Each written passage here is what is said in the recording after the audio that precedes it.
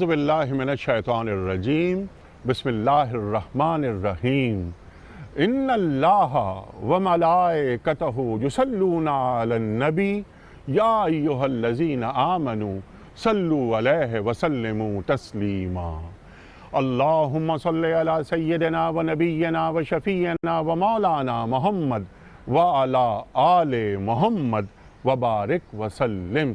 मोहतरम ख़वातीन हुज़रात, अस्सलामु अलैकुम। क़याम सुबह के साथ एक बार फिर हाजिर मैं हूँ आपका मेज़बान अनीक अहमद। ख़वातीन हुज़रात, आज 9 ज़िलहिज है, अल-हज्ज अरफ़ा। आज अरफ़ात का दिन है, वक़ूफ़ अरफ़ात। अल्लाहु अकबर। सरकार दो आलम सल्लल्लाहु अलैहि वसल्लम का इरशाद का अल-हज्ज अरफ़ा। ख़वातीन हज़रात, आज हुज्जाज इकराम दुनिया भर से जो काफ़िले लब्बैक अल्लाहुम्मा लब्बैक लब्बैक ला शरीक लक लब्बैक इन्नल हम्दा वन नेमत लक वल मुल्क, अल्लाहु अकबर, ये काफ़िले रवाना हुए,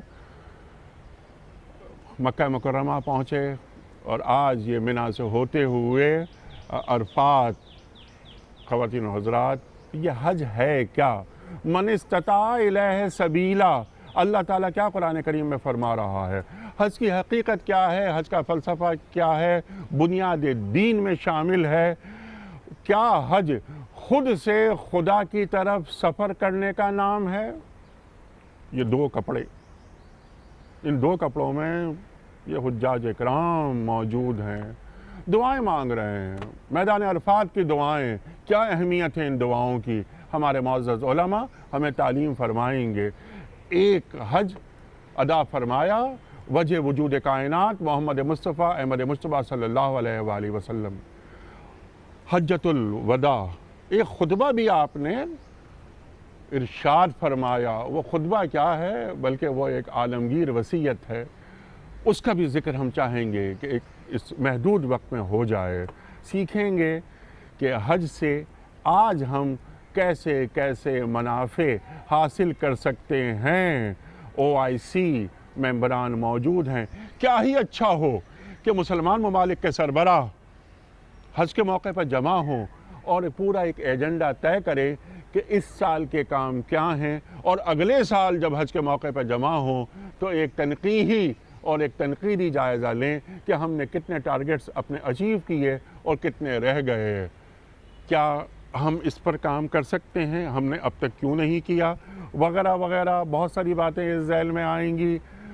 4 जय्यद उलमा तशरीफ़ फरमा हैं जिनसे हम सीखेंगे। मोहतरम मुफ्ती मोहम्मद नजीब साहब। ख़वातीन हज़रात, मुफ्ती मोहम्मद नजीब साहब से कौन वाकिफ़ नहीं? हमारे मुल्क का एक मुमताज़, मकबूल और महबूब नाम, फ़ारिग़ुत तहसील दारुल उलूम कराची तशरीफ़ फरमा है। मोहतरम मुफ्ती फ़ज़ल सुबहान साहब, एक और जाना माना नाम हमारे मुल्क का, क़याम सुबह में तशरीफ़ लाते हैं। हमेशा हम मुफ्ती साहब से सीखते हैं। हमारे तीसरे मेहमान, हमारे लिए बड़ी खुशबख्ती की बात, तशरीफ़ लाए हैं दरख्वास्त पे हमारी, मोहतरम मुफ्ती मोहम्मद ज़ुबैर उस्मानी साहब। मुफ्ती मोहम्मद ज़ुबैर उस्मानी साहब एक आलिम फ़ाज़िल आदमी। एक और आपका हवाला, मोतबर हवाला, फ़र्ज़ंद अर्जुमंद मुफ्ती आज़म पाकिस्तान, मोहतरम मुफ्ती मोहम्मद रफ़ी उस्मानी साहब क़िबला मदज़ल्लहुल आली। हमारे प्रोग्राम के चौथे शरीक मोहतरम मुफ्ती मोहम्मद आसिफ साहब, एक और मारूफ नाम हमारे मुल्क का। चारों मुअज़्ज़ज़ मेहमानों को खुश आमदीद कहते हुए प्रोग्राम का आगाज़ करना चाहूँगा मुफ्ती मोहम्मद नजीब साहब से। मुफ्ती साहब, इरशाद फरमाइए, आज का दिन, अल्लाहु अकबर अल्लाहु अकबर, ये हज की हकीकत क्या है? हज की रूह क्या है? हज का फ़लसफ़ा क्या है? अल्लाह हमें हज क्यों करवाता है इन 2 कपड़ों में? बिस्मिल्लाहिर्रहमानिर्रहीम नहमदुहु व नुसल्ली अला रसूलिहिल करीम। आपने एक जुमला इरशाद फरमाया कि हज जो है वो ख़ुद से खुदा की तरफ सफ़र का एक नाम है। अल्लाह तबारक व तआला ने इब्राहीम अलैहिस्सलाम की सुन्नत है और अल्लाह जल्ले शानहू ने इसको इस दर्जे पे रखा है। आपने जो आयत तिलावत फरमाई, मन इस्तता इलैहि सबीला, लेकिन इसकी फ़र्जियत इस दर्जे पे है कि खुदा ना खास्ता सब कुछ होते हुए अगर हज ना करे तो वईद बड़ी सख्त है कि आपके पास सब असबाब मुयस्सर थे, सब कुछ था, उसके बावजूद तो خاتم النبیین رحمۃ للعالمین صلی اللہ علیہ وسلم فرما رہے ہیں کہ پھر وہ چاہے کافر ہو کے مرے، یہودی ہو کے مرے، عیسائی ہو کے مرے، اتنی بڑی فرضیت حج کی رکھی ہوئی۔ آپ دیکھیں یہاں سے سفر شروع ہوتا ہے اور حج کے سفر کے اندر آپ کی ایمان کے درجہ، یقین کے درجہ، ہر درجات بڑھیں۔ اچھا کیونکہ خدا کی طرف سفر ہے تو دنیا کی تمام تعیشات جو لباس وضاقتہ میں آپ رکھتے ہیں ان سب سے الگ کر دیا جاتا ہے۔ اب آپ کے لیے خوشبو کا استعمال نہیں ہے، اب آپ کے لیے کسی چیز کا استعمال نہیں ہے۔ ہر وہ چیز جو آپ سمجھتے تھے کہ لوگ آپ کی طرف کھنچیں گے، لوگ ہوگا، وہ تمام چیزیں الگ کر دیں گے، 2 کپڑوں میں پہنا دیا جائے گا اور آگے۔ اچھا پھر کیا کریں؟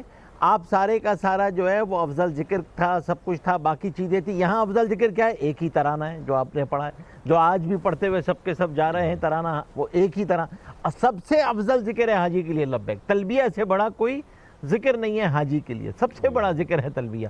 کیا کہہ رہا ہے؟ اللہ آپ نے فرمایا تھا میں حاضر ہوں، میں حاضر ہوں، میں حاضر ہوں، میں حاضر ہوں، اور پھر اس تلبیہ پہ تمام مخلوقات خداوندی فرشتوں کو حکم دیا جا رہا ہے تم بھی جواب کہو۔ 7 پتھر، 7 چیزیں، سب چیزیں گواہی بن رہی ہیں اس کے لیے، ساری مخلوقات۔ اور پھر یہاں سے جا رہا ہے تو اب آپ اس کے بعد جو ہے کیا چیز ہے؟ ایک اور چیز سکھائی جا رہی ہے، وہ ہے عبدیت۔ اللہ کے حکم کے آگے گردن جھکا دینا، جو ساری زندگی تمہارا سرمایہ ہوگی اس کو سیکھنا ہوگا، تسلیم کرنا اور اس کو جھکا دینا کہ ایک مقناطیس بنایا ہے بیت اللہ اور اس کی طرف کھنچتے چلے آ رہے ہیں سارے کے سارے۔ آپ جو ہے وہ داخل ہوں گے وہاں پہ، تو آپ جب حرم میں داخل ہوں گے پہلے تو تحیۃ المسجد پڑھتے تھے، یہاں تحیۃ المسجد کیا ہے کہ اب طواف شروع کرو۔ اب آپ نے جو ہے وہ طواف جو ہے وہ یہاں کا، اور اس مرکز کو پہچان لو، کہیں پہ بھی ہو گھوم پھر کے یہیں آنا ہے، کیونکہ اوپر سے تمام رحمتیں یہاں پہ اتر رہی ہیں، پھر تقسیم ہو رہی ہیں۔ تو تم جس مسجد میں بھی جا رہے ہو، ہر مسجد بیت اللہ کی بیٹی ہے، ہر مسجد کی نسبت بیت اللہ سے جڑی ہوئی ہے، رحمتیں یہاں سے آ رہی ہیں۔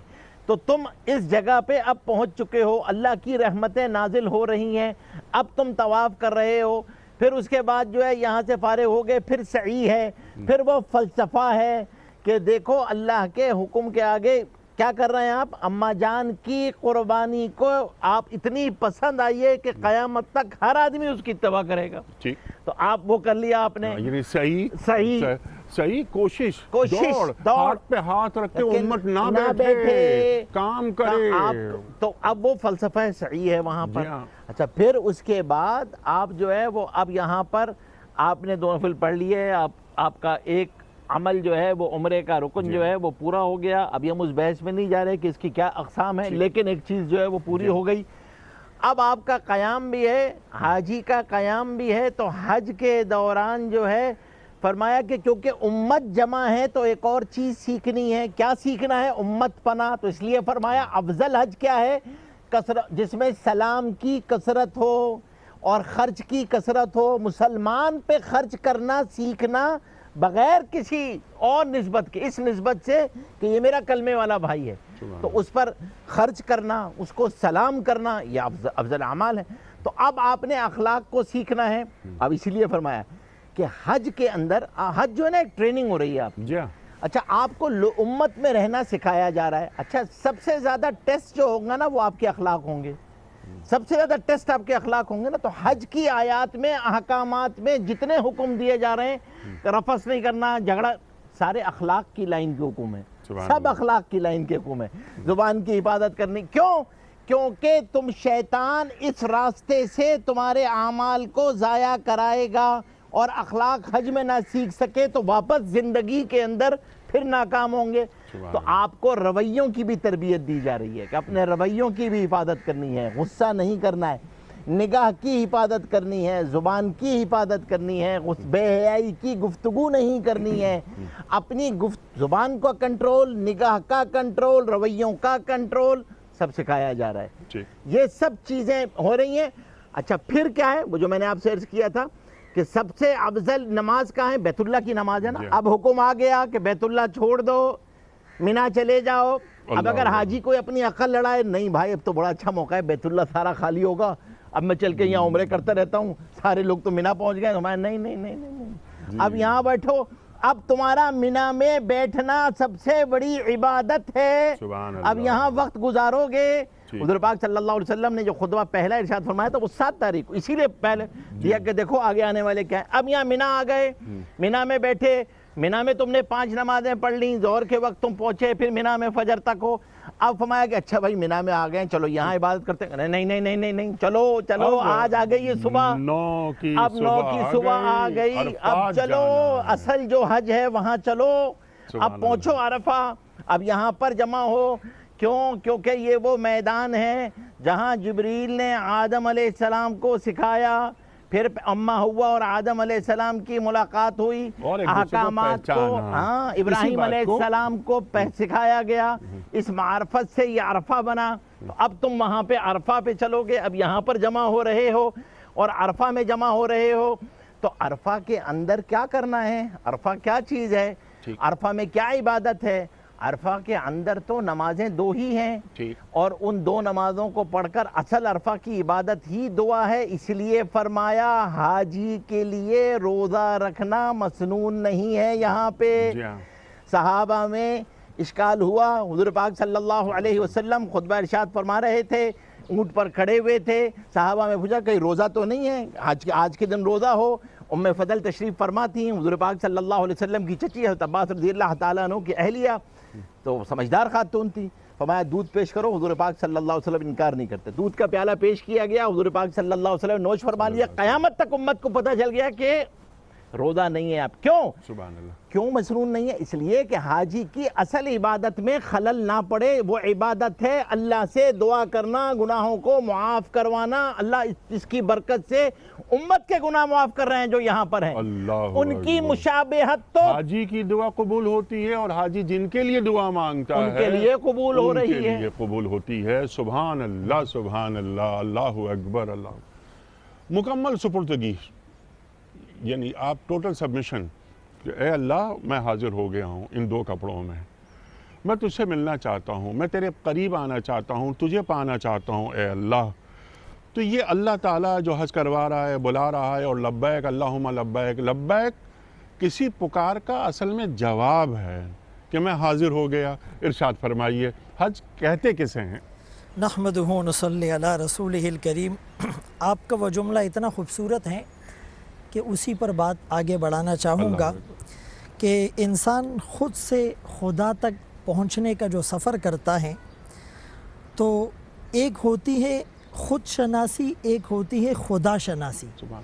جس نے خود کو پہچان لیا اس نے خدا کی خدائی کو پہچان لیا۔ سبحان اللہ، سبحان اللہ۔ وفی انفسکم افلا تبصرون سنریہم آیاتنا فی الآفاق۔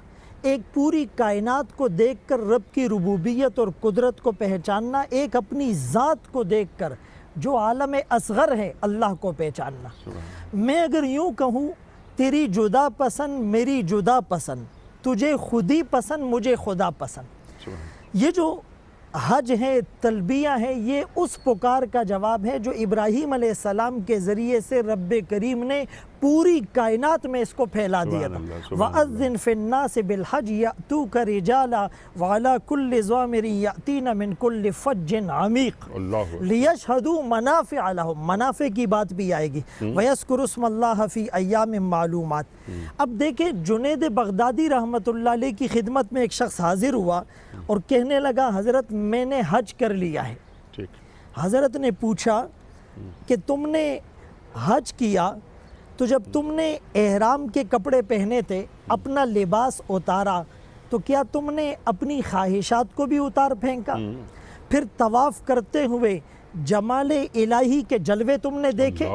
پھر قربانی کرتے وقت اپنے نفس کی خواہشات کو قربان کیا تھا؟ پھر وقوف عرفہ میں دعا مانگتے ہوئے تم نے الہا وزاری رسول اللہ صلی اللہ علیہ وسلم کی اپنے تصور میں لا کر اس کو تھوڑا سا سوچا تھا؟ یعنی یہ جو انسان حج کرتا ہے تو حج اجتماعیت کا نام ہے۔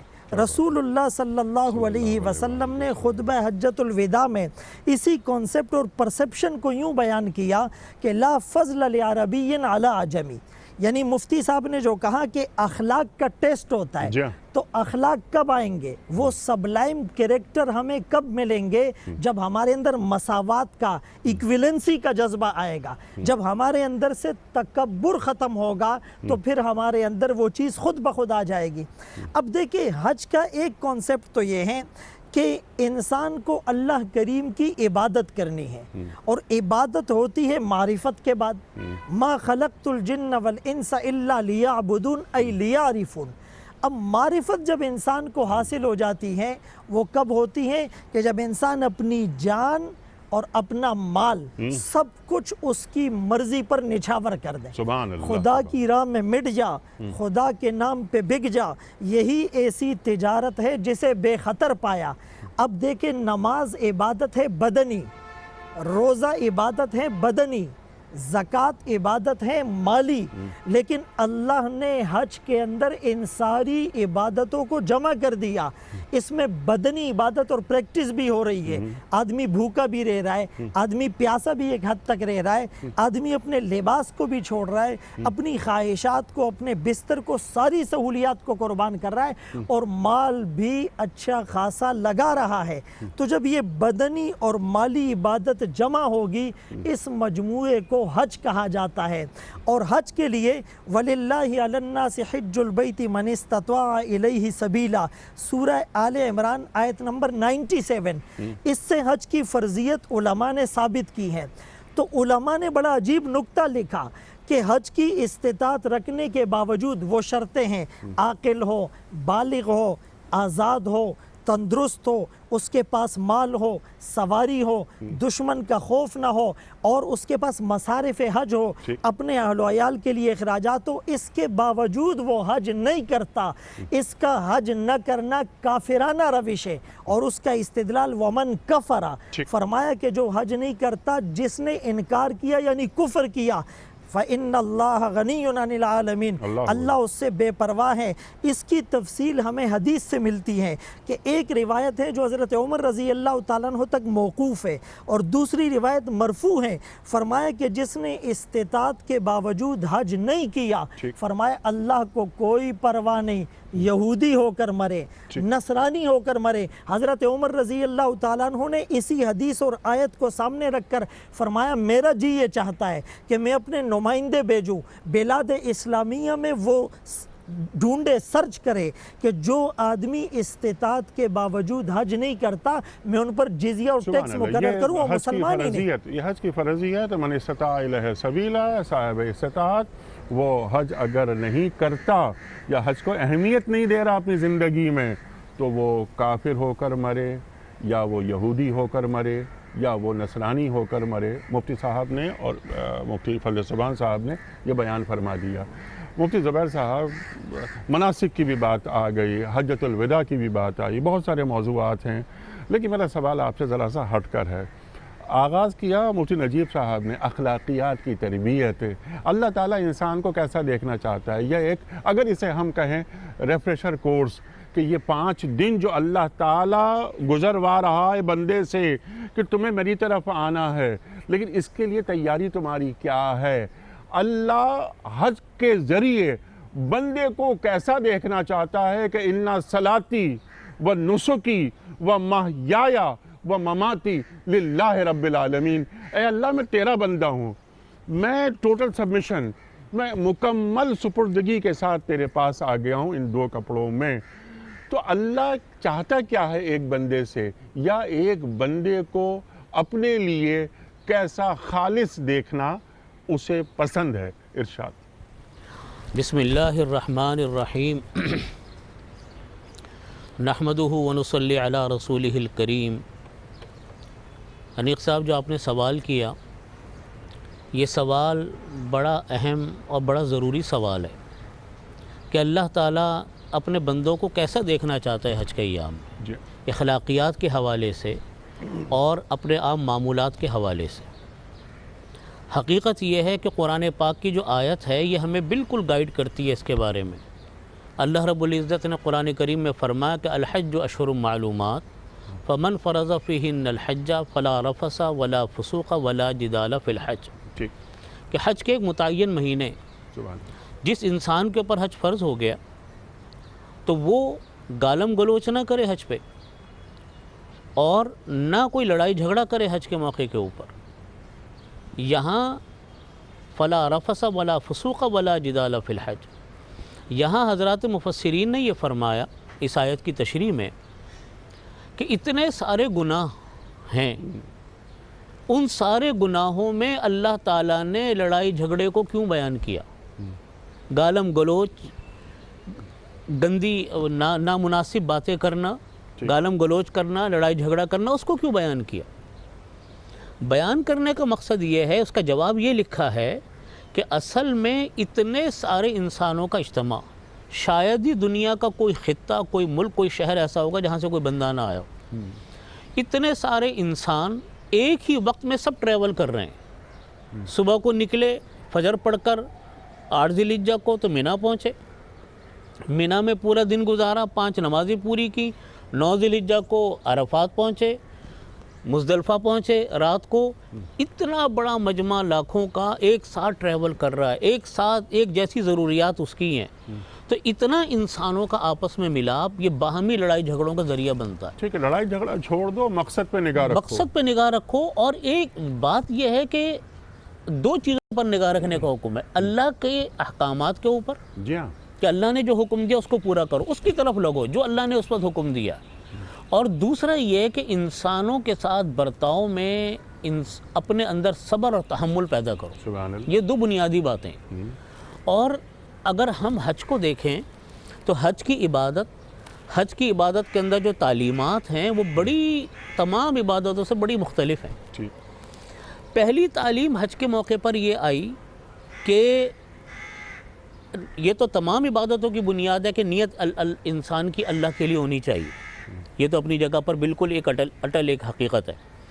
دوسری بات یہ آئی کہ یہ عبادت ایسی ہے کہ یکسوئی والی عبادت نہیں ہے کہ آدمی یہ چاہے کہ جی میں یکسوئی میں بیٹھ جاؤں گا جا کر۔ جی ہاں، مسلسل یہ تو آپ کا یہ تو اللہ تعالیٰ بتا رہی ہے عبادت مشقت والی ہے، مشقت کا نام حج ہے۔ جی ہاں، اکٹھا انسانوں کے ساتھ برتاؤ اتنا ہے کہ اپنے اندر برداشت پیدا کرنے کے علاوہ کوئی چارہ نہیں۔ سبحان اللہ۔ دوسری بات، عبادت عاشقانہ ہے۔ اللہ عاشقانہ، دیکھیے اسلام کی عبادتوں کا مزاج مختلف ہے۔ بعض عبادتیں وہ ہوتی ہیں وہ لاجیکل ہوتی ہیں کہ ایک وجہ سمجھ میں آتی ہے کہ جی نمازیں اللہ نے رکھی، ایک اس کی وجہ ہے، روزے رکھے اس کی ایک وجہ ہے، زکوٰۃ ہے کہ غریبوں کی مدد کرنی ہے۔ یہ عبادت اللہ نے رکھی ہے کہ یہ تم عبادت اس لیے کر رہے ہو کہ میرا عشق میں کرنی ہے، بس جو میں نے کہا وہ کرنا ہے تم نے۔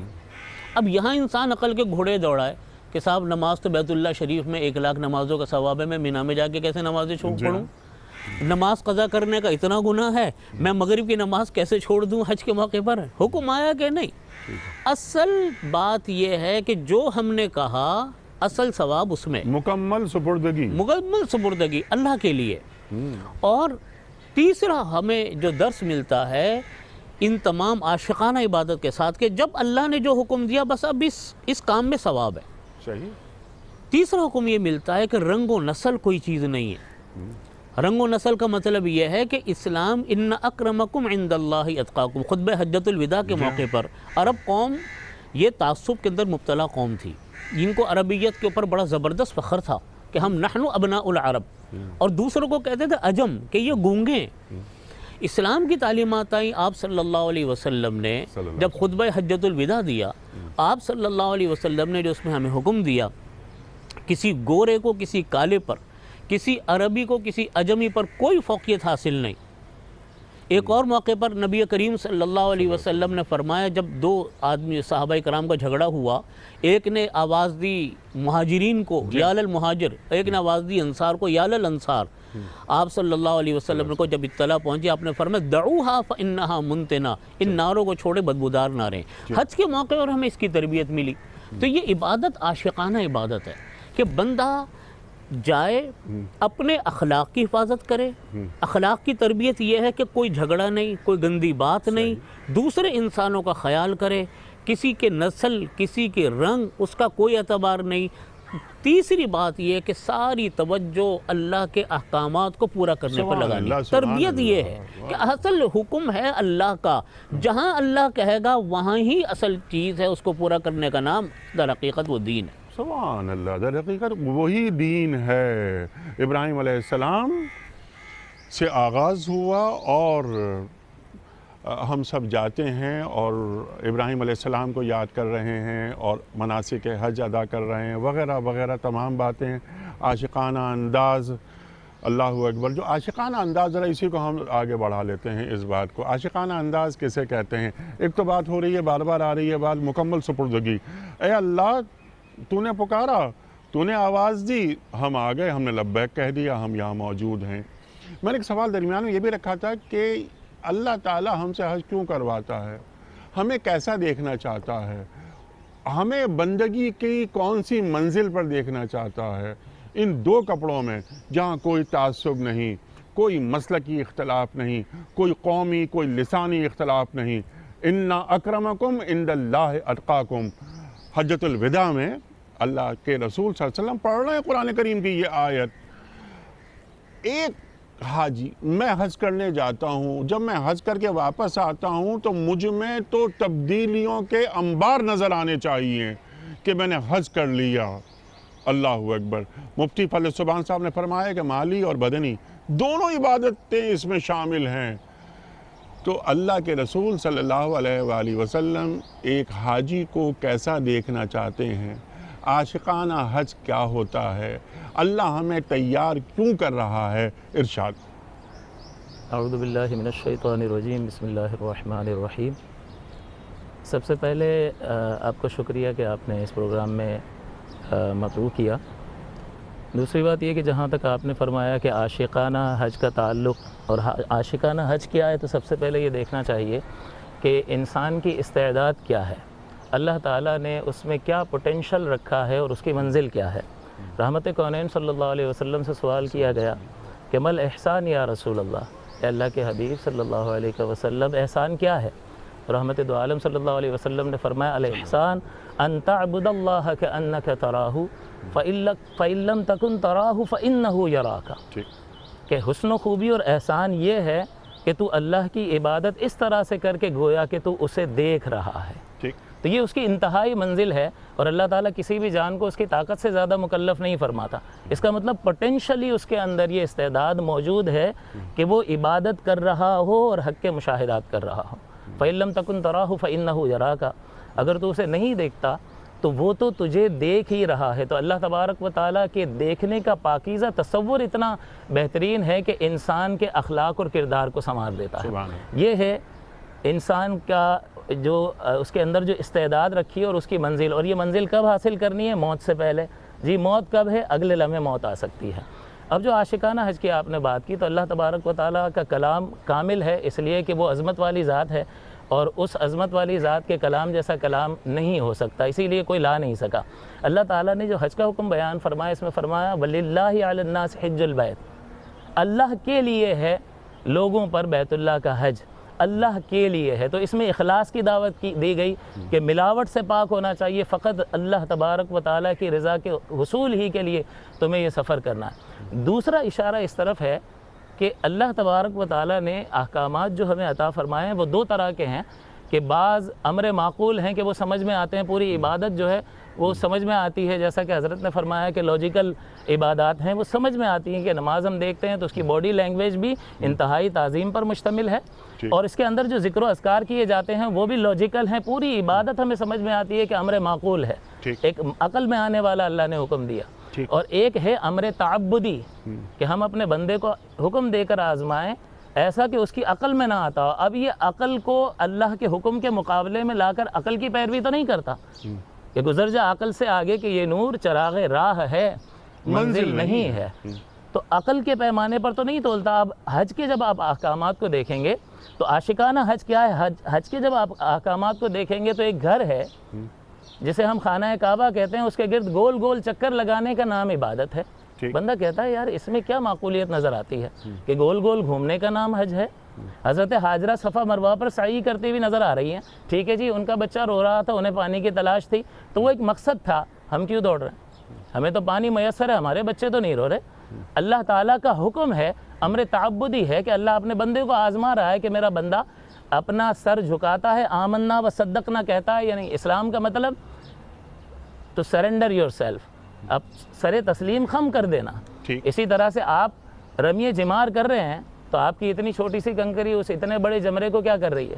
عقل کہتی ہے کہ کیا کر رہا ہے، پاگل ہو گیا تو وہ عقل کو یہ جواب دیتا ہے کہ میرے رب کا حکم ہے، اور جب میرے رب کا حکم ہوگا تو عقل کے مقابل اس کو نہیں لایا جائے گا۔ اسی لیے اللہ نے فرمایا کہ دیوانے ہو جا، وَلِلَّهِ عَلَى النَّاسِ، اللہ ہی کے لیے حج ہے، دیوانے ہو کر اس کے عشق میں اپنی عقل کو پس پشت ڈالو اور اس امر تعبدی پر عمل کرتے ہوئے دکھائی دو۔ اچھا مفتی صاحب، یہی بات ذرا سا اور آگے بڑھا دیتے ہیں، آپ نے بہت اچھی بات فرمائی ہے، لیکن یہ کہ اگر ہم بات کریں کہ طواف جیسا آپ نے ذکر کیا، رمی کا آپ نے ذکر کیا، صحیح کا ذکر ہوا، یہ طواف اللہ کروا رہا ہے، جیسے آپ نے فرمایا کہ اس گھر کا چکر لگوا رہا ہے کہ ہم 7 چکر لگا لیتے ہیں اس کے۔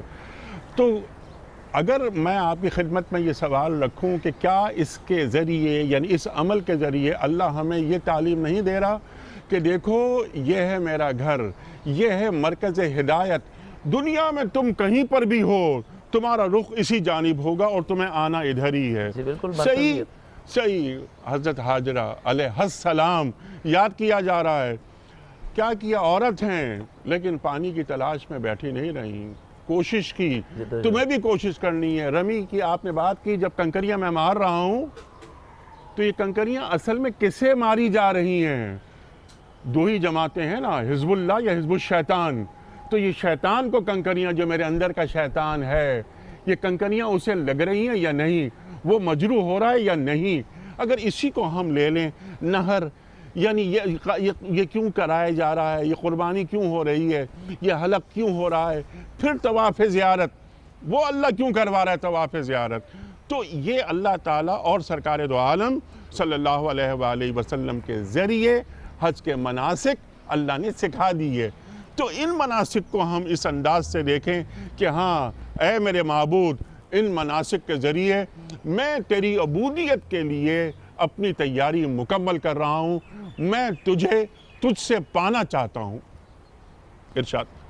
جی بالکل، اس میں یہی ایک پہلو پوشیدہ ہے کہ اگر ہم اس کے ڈیپتھ میں جا کے باطنی اعتبار سے اس کو دیکھیں گے تو بہت سارے رحمت بھرے پہلو اور حکمت بھرے پہلو ہمیں نظر آ جائیں گے، اس لیے کہ اللہ تعالیٰ حکیم ہے، وہ فعل الحکمت لا یخلو عن الحکمت، سبحان کہ اللہ، فعل الحکیم لا یخلو عن الحکمت، کہ حکیم کا کوئی بھی فعل جو ہے وہ حکمت سے خالی نہیں ہوتا۔ ابراہیم علیہ السلام کی ہمیں یاد کرائی گئی کہ پورا اس قدر قربانیاں آپ نے دی ہیں، تو آپ اس ابراہیم علیہ السلام کی قربانیوں پر مشتمل آیت جو اللہ تعالیٰ نے بیان فرمائی، وَإِذِ ابْتَلَىٰ إِبْرَاهِيمَ رَبُّهُ بِكَلِمَاتٍ فَأَتَمَّهُنَّ، کہ یاد کرو کہ جب ہم نے ابراہیم علیہ السلام کو آزمائش میں مبتلا کیا تو یہاں پر اللہ تعالیٰ نے اپنی صفت ربوبیت کا تذکرہ فرمایا، اپنے جس اسم مبارک کو ذکر فرمایا وہ رب ہے۔ اللہ کے بہت سارے نام ہیں صفاتی، اللہ کا ذاتی نام، اللہ اپنا ذاتی نام بھی ذکر فرما سکتا تھا اور دیگر اور صفات کو بھی ذکر فرما سکتا تھا، یہاں پر ربوبیت کی صفت کا تذکرہ کرنے کا کیا مقصد ہے؟ تو انسان جو ہے وہ دو چیزوں کا مجموعہ ہے، ایک ہے جسم اور ایک ہے روح۔ جب ہم جسمانی ضرورت کو پورا کریں گے تو جسم موٹا تازہ اور نشو و نما پاتا ہوا نظر آئے گا، لیکن روحانی تربیت کا بھی تو اہتمام چاہیے۔ تو اللہ تبارک و تعالیٰ ابراہیم علیہ السلام کو آزمائش کے ڈیو پروسیس سے گزار کر اپنی ربوبیت کا اظہار آپ کے حق میں فرما رہا ہے کہ دیکھو میں ابراہیم کو پال کر درجہ کمال پر پہنچا رہا ہوں، اور جب درجہ کمال پر پہنچا دیا تو فرمایا قال انی جاعلک للناس اماما، اس ڈیو پروسیس سے گزرنے کے بعد فرمایا کہ میں آپ کو انسانیت کا امام بنا رہا ہوں۔ تو آپ نے شفقت پدری کی وجہ سے فرمایا قال ومن ذریتی، یا اللہ میری اولاد کو بھی وہ مناسب حاصل ہو جائیں۔ قال لا ینال عہد الظالمین، اللہ تعالیٰ نے اصولی بات فرما دی کہ ظالموں کو میرا وعدہ نہیں ہے۔ اس کا مطلب یہ ہوا کہ ہر ایک شخص کو اس ڈیو پروسیس سے گزرنا پڑے گا جو اللہ تعالیٰ کی رضا کے حصول کے لیے اس کے لیے مقرر شدہ ہے، اور اس کی ایک شکل، اس کی ایک تمثیل، اس کا ایک اظہار حج بھی ہے۔ بالکل ٹھیک ہے، بہت ساری باتیں ہیں، اب حج اتنا بڑا موضوع ہے، حجۃ الوداع کے حوالے سے یہ بہت ساری باتیں آنی چاہیے، انفرادی فوائد اور اجتماعی فوائد، اس پر میں آپ سے بات کروانا چاہ رہا ہوں، آپ چاروں حضرات سے۔ عالم اسلام کے حکمرانوں کے لیے بھی کوئی سبق، کوئی درس حج فراہم کر رہا ہے اتنا بڑا اجتماع یا نہیں؟ ارشاد فرمائیے، یہ 3-4 باتیں آپ چاروں افراد سے گزارش کروں گا، ارشاد۔ دیکھیں آپ نے بالکل صحیح بات فرمائی ہے کہ جس طریقے سے انفرادی زندگی ایک عام مسلمان کے لیے اتنے سارے فضائل، اتنی ساری حکمتیں، روحانی حکمتیں، عشق، اللہ کے عشق میں قربانی دینا، اپنی خواہشات کو قربان کرنا، اسی طریقے سے یہ درس حکمرانوں کے لیے بھی ہے کہ دیکھیں جب یہ حکمران جمع ہو جائیں اور یہ جمع ہونے کے بعد امت کے اجتماعی مسائل کو سوچیں کہ امت کی اس وقت اجتماعی نظام کیا ہے اور اس وقت کیا کیا ضرورت ہے. دیکھیں نا امت کے پاس اپنی حفاظت کا اجتماعی نظام کیا ہے، معاشیات کا اپنا نظام کیا ہے. کیا ہمارے پاس اتنا بڑا پورٹ فولیو ہوتے ہوئے، ویلتھ پورٹ فولیو ہوتے ہوئے اپنی کرنسی ہے آپ کے پاس؟ آپ کے پاس اپنی کوئی یونائٹڈ کرنسی ہے؟ وہ نہیں ہے. پھر دوسری بات یہ ہے کہ ایک پیغام ہے جو حضور پاک صلی اللہ علیہ وسلم نے اس میں دیا ہے، اور وہ پیغام کیا ہے؟ امت سے پوچھا ہے کیا میں نے تم تک پہنچا دیا؟ بلغت، تو کیا میں نے تو، اور پھر کیا فَلْيُبَلِّغُ الشَّاهِدُ الْغَائِبَ. تو یہ شاہد، سارے حکمران شاہد ہیں اور ساری امت جو ہے وہ دوسری طرف کھڑی ہوئی ہے. تو کیا ہم یہاں پہ بیٹھ کے یہ پروگرام نہیں بنا سکتے کہ تلاش کریں کون سی وہ جگہیں ہیں جہاں تک ابھی بھی قرآن کریم کا ترجمہ نہیں ہوا ہے اس زبان میں؟ کون سی وہ جگہ ہے جہاں تک دین نہیں پہنچا ہے؟ ہر ملک اپنے وسائل کے اعتبار سے یہ سوچے کہ ہم ابلاغ کے کیا طریقے اختیار کر سکتے ہیں. دنیا اس وقت دیکھیں، اس وقت آپ گزر رہے ہیں، ایک پینڈیمک سے گزر رہے ہیں اس وقت امت پناہ کس چیز کا تقاضا کر رہا ہے؟ خیرخواہی کس چیز کا تقاضا کر رہی ہے؟ نافیت کس چیز کا تقاضا کر رہی ہے؟ جو امت کی صفات ہے نا، یہ امت تو خیر امت ہے نا، یہ تو نکالی گئی ہے ساری انسانیت کے لیے. تو ہم اس انسانیت کے لیے کیا کر رہے ہیں؟ اپنے لیے کیا کر رہے ہیں؟ اپنوں کے لیے کیا کر رہے ہیں؟ یعنی ہمارا کنٹریبیوشن ہمارا کیا ہے کنٹریبیوشن دنیا کے لیے؟ علم کی لائن سے، خدمت کی لائن سے، خیرخواہی کی لائن سے، نافیت کی لائن اور سے. یہ تمام چیزیں عالم اسلام کے حکمران حج کے موقع پر ڈسکس کریں اور اپنا ایجنڈا بنائیں، اور بنا لیں گے نا، اور اگر طے کر لیں گے تو حدیث میں آتا ہے مَا رَأَى الْمُؤْمِنُونَ حَسَنًا فَهُوَ عِندَ اللَّهِ حَسَنٌ. امت جس چیز کو چاہ لیتی ہے اللہ بھی اس کو چاہ لیتے ہیں، اللہ اسباب بھی میسر فرما سبحان دیتے ہیں. اللہ. کچھ چیزیں ہوتی ہیں شارٹ ٹرم پلاننگز، کچھ ہوتی ہیں لانگ ٹرم پلاننگز. جو بات مفتی صاحب نے فرمائی، درمیان میں ایک لفظ علمی طور پر بھی ایجنڈا ہو حج کے لیے، فائننس کے حوالے سے ہمارے عسکری قوت، عالم اسلام ایک عسکری قوت کیوں نہیں بنتا؟ حج کے موقع پر تمام مسلمان حکمران کیا یہ طے نہیں کر سکتے کہ ایک مسلمان ملک پر حملہ، پوری امت پر حملہ تصور کیا جائے گا؟ امت پن کی جو بات مفتی نجیب صاحب نے فرمائی، آپ کی خدمت میں ایک سوال صرف علم کے حوالے سے میں کر لیتا ہوں کہ ایکسپرٹ کالونیز، مسلمان ریاستیں جو بڑی مسلمان ریاستیں ہیں، ان میں ایکسپرٹ کالونیز حج کے موقع پر یہ طے کر لیں کہ ہمیں بنانی ہے، اور دنیا کے 5 علوم کے جن کے ذریعے دنیا پر حکمرانی ہوتی ہے، ان ریاستوں میں ہمارے بچے بچیاں پڑھیں گے تاکہ تسخیر کائنات کا عمل اور وہ تقاضا جو قرآن کریم کو ہم سے مطلوب ہے وہ پورا ہوگا. ارشاد. کیا یہ کام نہیں ہو سکتا؟ کیا ایک مسلم کرنسی نہیں آ سکتی؟ کیا یہ ضروری ہے کہ انٹرنیشنل ٹریڈ $US میں ہو؟ ارشاد. دیکھیں، حج کو بنیادی طور پر اگر ہم سمجھ جائیں تو یہ ایک کنٹریکچول اوبلیگیشن ہے، ایک معاہدہ ہے، ایک ذمہ داری ہے.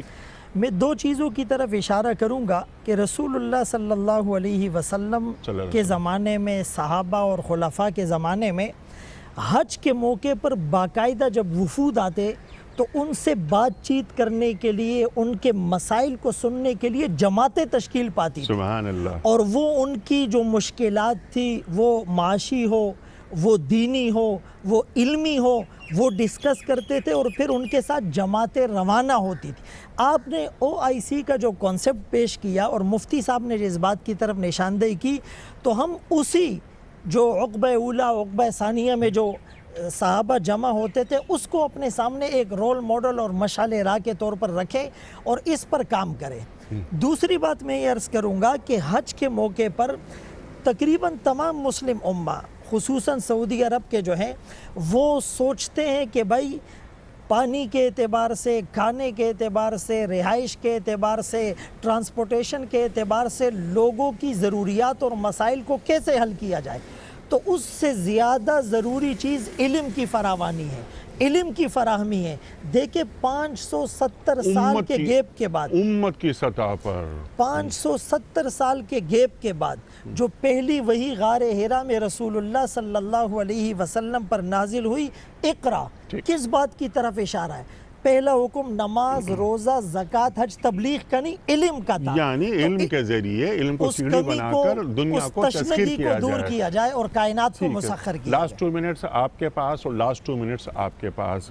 علم کی بات کی مفتی فضل سبحان صاحب نے آغاز کیا تھا، یہاں علم ہونا چاہیے، علم کا تزکیہ بھی ہونا چاہیے وغیرہ وغیرہ. دنیا کے جو فرض کیجئے 5 بڑے علوم ہیں، نیوکلیر سائنس ہو گیا، IT ہو گیا، اکنامکس وغیرہ وغیرہ وغیرہ ہو گئے. مسلمان سائنسداں یہ کام کریں اور ریاستوں کے سربراہ اس پر فائنینسنگ کریں. اہل ثروت مسلم ممالک غریب مسلم ممالک کو فیڈ کریں، ان کی خوشحالی کا خیال رکھیں. 1 لاکھ بچے اور بچیاں دنیا کے 5 بڑے علوم میں ایکسپرٹ ہو گئے. مفتی صاحب 50 سال کے بعد اس امت کا مقام کیا ہوگا؟ ارشاد. بڑی اہم اور بنیادی بات ہے، جیسا مولانا فضل صاحب نے فرمایا، فضل سبحان صاحب نے، کہ نبی کریم صلی اللہ علیہ وسلم کے زمانے میں جو وفود آتے تھے، آپ صلی اللہ علیہ وسلم ان کے مسائل سنتے تھے، ان کو حل کرنے کی فکر فرماتے تھے. ہمارا جو اس وقت سب سے بڑا مسئلہ ہے وہ یہ ہے کہ ہم لوگوں کو اللہ تعالیٰ نے نہ افرادی قوت میں کمی دی ہے مسلمانوں کو، سبحان اللہ، نہ اللہ تعالیٰ نے ہمیں وسائل میں کوئی کمی دی ہے. جی کم از کم ہم تمام اسلامی ممالک کے سربراہان مل کر یہ تو طے کر لیں کہ ہم اپنے وسائل اپنے فائدے میں استعمال کریں گے. تو کیوں نہیں کر پا رہے؟ وہ کیا فکری غلام ہے؟ دیکھیے اس کی اقبال کہتا ہے کہ بھروسہ کر نہیں سکتے غلاموں کی بصیرت پر بے شک کہ دنیا میں فقط مردان حر کی آنکھ ہے بینا. تو یہ ذہنی غلامی جس پر آپ نے میرے سوال کے جواب میں بے شک فرمایا، یہ پہلے ذہنی غلامی سے آزاد کرنا ہوتا ہے نا. بے شک بالکل. تو یہ تو پھر یہ گفتگو محض لفظوں کی جگالی ہو کے رہ جائے گی. ہمارے حکمران جو کہ کلمہ طیبہ کا ورد کرتے ہیں، جو پکے اور سچے مسلمان ہیں، انہیں خانہ کعبہ بیت اللہ شریف پر کھڑے ہو کر اور روضہ رسول مقبول صلی اللہ علیہ وآلہ وسلم پر کھڑے ہو کر یہ وعدہ کرنا ہوگا کہ ہم ان کی غلامی سے نکل کر ہم اے اللہ تیری غلامی میں آنا چاہتے ہیں، ہم تیری مرضی کے کام کریں گے. مفتی صاحب ذرا اس کو کنکلوڈ کر دیجئے، آج ہم نے کیا سیکھا اور امت کو پیغام دیجئے حج کے موقع پر. دیکھیں، کسی بھی تبدیلی کے لیے ڈٹرمنیشن ضروری ہے، اور ڈٹرمنیشن پیدا نہیں ہو سکتی تا وقت یہ کہ اللہ تبارک و تعالیٰ کی ذات پاک پر انسان کو کمال ایمان ہو کہ ایک ذات ہے جو اپنے علم اور قدرت سے ساری کائنات کو گھیرے ہوئے ہے، اپنے علم سے کائنات کے ذرے ذرے کو جانتا ہے، اور اپنی پاور، اپنی قدرت کے ساتھ جس چیز میں جس طرح کا چاہے تصرف کر سکتا ہے. معدوم کو موجود کر دے، موجود کو فنا کر دے، موجود میں سے جو گھٹا ہوا ہے اس کو بڑھا دے، بڑھے ہوئے کو گھٹا دے. جب تک یہ تصور مسلمان کا درجہ کمال پر نہیں ہوگا، انسان کا ایمان کامل نہیں ہوگا کہ ایک ذات ہے جو میری گرفت کر سکتی ہے، اس کا علم بھی کامل ہے اور اس کی قدرت بھی کامل ہے، تب تک انسان کے اخلاق اور کردار میں بہتری اور درستگی آ نہیں سکتی ہے. تو یہ وہ پوٹینشلی ایک چیز ہے کہ جو انسان کو استعدادی طور پر ابھارتی ہے کہ مجھے جواب دہ ہونا ہے، اور پھر مقاصد کیا ہیں، منزل کیا ہے، اس میں اخلاص کے ساتھ وہ آگے قدم بڑھا سکتا ہے. ٹھیک ہے مفتی صاحب، لیکن آپ نے جو بات فرمائی نا، یہ تو ایک بالکل ایک کامن پرسیپشن یہی ہے ہم سب کا کہ تمام تر قوتوں کا مظہر اور قوتوں کا مالک وہ اللہ ہی ہے. لیکن اس وقت ہم جو بات کر رہے ہیں وہ حج کے موقع پر حج کو انفرادی حیثیت میں اور اجتماعی حیثیت میں مفید بنانا. علم کے حوالے سے کچھ باتیں ہوئیں یہاں پر، اور کچھ بڑے مقاصد ہیں. کچھ ہم نے بات کی کہ کیا ضروری ہے کہ ہماری ٹریڈ، ہماری تجارت وہ $US میں ہو وغیرہ وغیرہ. آپ جو بات فرما رہے ہیں الیس اللہ بکافٍ عبدہ، کیا بندے کے لیے اللہ کافی نہیں ہے؟ سوال یہ پیدا ہوتا ہے، ایک اور آیت یاد آئی، ما قدر اللہ حق قدری، کہ کیا تم نے اللہ کی قدر اس طرح کی جس طرح اللہ کی قدر کرنے کا حق تھا؟ ہم بیت اللہ شریف پہ کھڑے ہوئے ہیں، ہم سے مراد میں اور آپ نہیں، حکمران مسلمان ریاستوں کے، وہ عام لوگ نہیں ہوتے. ان کے ایک فیصلے سے ریاست نیچے سے اٹھ کر اوپر چلی جاتی ہے، اوپر سے اٹھ کے نیچے آ جاتی ہے.